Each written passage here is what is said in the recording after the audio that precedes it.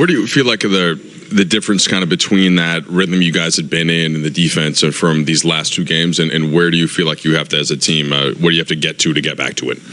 I think we just got to look back at the way we play on that 8-game winning streak. We're physical. We play hell of a defense, and I think we just got a little bit satisfied, so we can't afford that right now. Did you feel like you were getting closer to that in the first half? JJ mentioned it. You build the 9-point lead until they have that good run to end the second quarter. Did you feel like there were elements of it tonight? Yeah, I think we started the game that way, especially that first half. I think we were playing great defense. I think they made some tough shots in the first half. And the way we play first half, I think we got to play the whole game. The game of basketball is not just 24 minutes. It's got to be all 48. Luka, Dorian told us post-game that he thought the third quarter offensive struggles that you had seeped into the defensive effort. Who's it incumbent upon when that happens? Who on the team should be speaking up or can recognize that and try to change that midstream versus have that happen the entire quarter? I honestly think it should be not just one person. It should be everybody. Everybody should be able to. Obviously, not always going to be everybody, but I think me and Braun, I think we should be the guys, to do that, and that's on me. Obviously, I got to do better. I got to talk more. I think I talked in first half, then just kind of voice down, and I shouldn't do that. Luka, you referenced that 8-game winning streak. I think you guys are now 6-7 in March. Guys have been in and out of the lineup.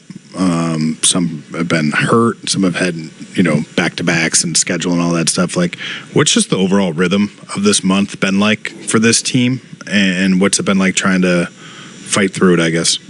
Obviously it's hard, but we get paid to do that, so that shouldn't be an excuse. Everybody at some point has a tough schedule, so that shouldn't be an excuse, and we gotta look at how we're playing. We just gotta be better. There's no other thing to say. Luka,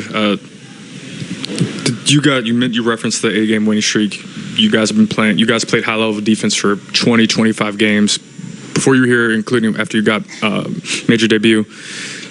Does the fact that you guys played at that level, play with that physicality, play with that attention to detail, give you confidence that you guys, I guess, can fast-track things in these last 11 games to get back to where you guys want to be?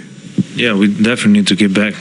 Like Jay just said, we told ourselves, we know we can do it, and we just got to look back and maybe watch some film from those games, how we play. We're physical, we're flying around, and, we told ourselves, and we know we can do it. Luka, hemos visto un equipo de los Lakers cuando están en alta defensivamente con la energía, como en Denver, que ustedes no estaban jugando, y un juego como hoy, la energía bien baja. ¿A qué se debe? Es que los jugadores como tú y como LeBron han estado fuera, entrando, saliendo, e interrumpen un poco la química del equipo, ¿o a qué se debe?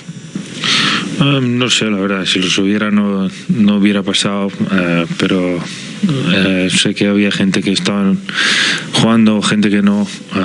También es difícil, siempre hay alguien fuera, siempre hay alguien que no está, y entonces para construir esta química tenemos que estar todos, y ahora mismo estamos todos y no podemos permitir que pase eso.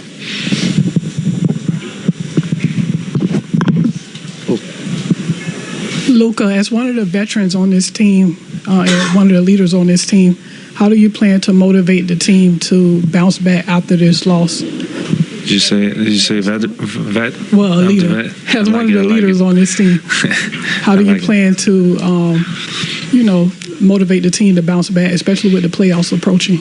Yeah, first we gotta get into the playoffs.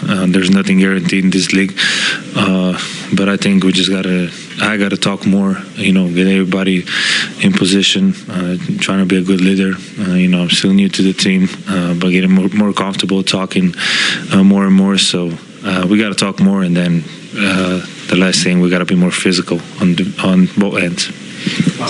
Luka, there's some really great duos in this league. Yourself and LeBron. What makes Franz and Paolo so special, and what challenges do they pose for an opposing defense? I mean, they're both great players. That's the first thing that makes them special. They're young, and this team is built around them. And obviously saw how they started this season. They had some bad luck with injuries, but this team is built around those two, and just trying to stop them is very hard.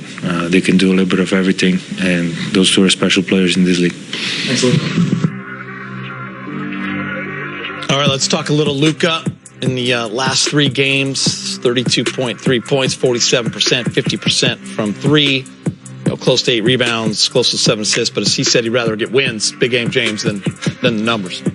Of course. I mean, look. But he's doing. I mean, numbers aren't his problem. Yeah. He can put up numbers, whenever he wants to. It's just how effective, are the numbers. And I think Luka's, it takes a little time to get used to everybody. I think he's still experiencing that. He probably needs to be a little bit more verbal, as he mentioned.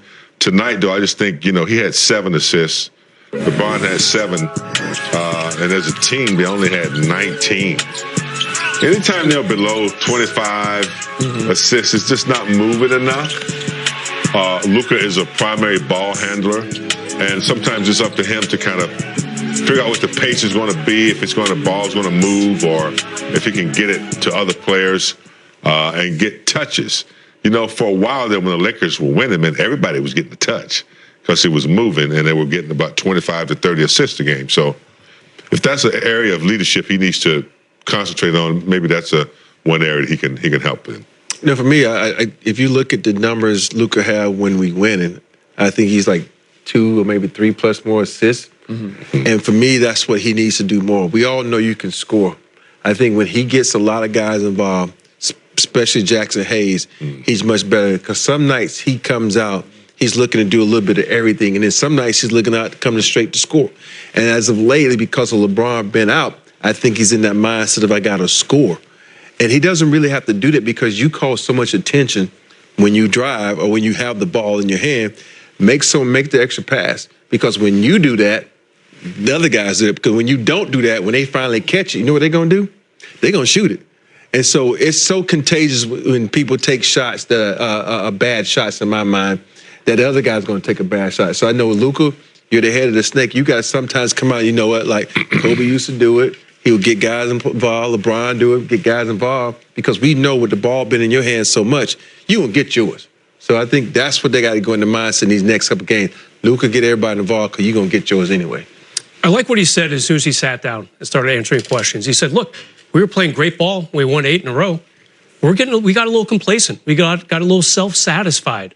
And that's why we're in this mess. He asked for, kind of rededicating ourselves to defense. He thought that would be a big deal. Because obviously, you can't give up 146 and then 118 to Eastern Conference teams that really aren't that great offensively. Yeah. It starts on that end. It starts on that end. You're right. So I like when Luka's pinpointing exactly what's going on.